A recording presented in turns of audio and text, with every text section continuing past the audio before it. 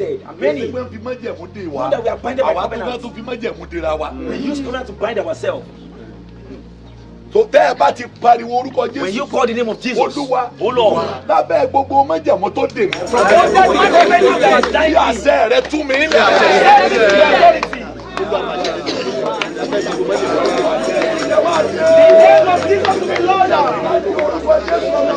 let it be louder.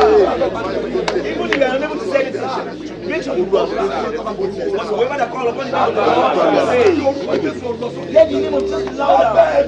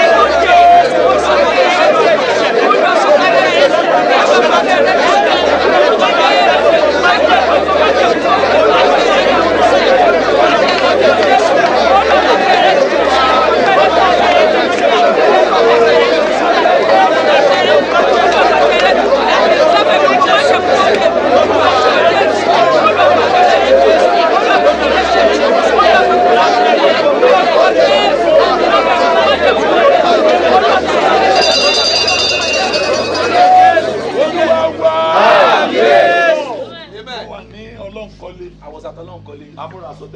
We were preparing for Prophetic Declaration. I saw someone that died. I took my car. I quickly ran home. I ran. I got to church. I called for the person. I saw the person. 6 p.m. You want to die? He said yes. She has given birth now. Not that she was pregnant then. She was not pregnant then. But she had a covenant with death. And she knew.